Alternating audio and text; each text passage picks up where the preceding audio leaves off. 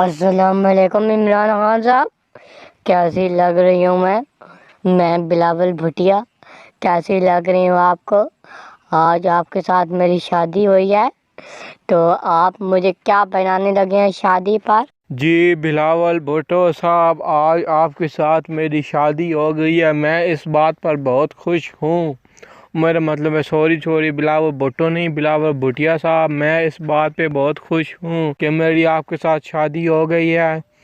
آج میں آپ کو کچھ بھی نہیں پہنا سکتا کیونکہ میں بہت غریب ہوں۔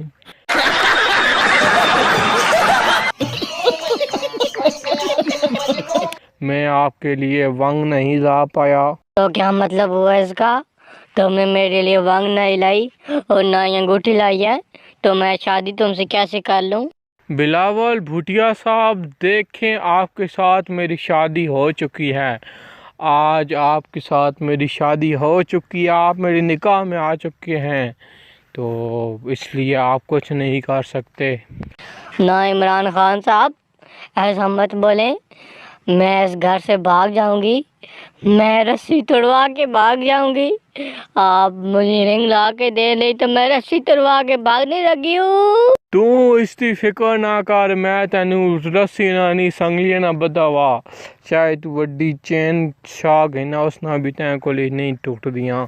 آج تو تمہاری شادی چاہی گئی ہے بلاول بھٹیا صاحب۔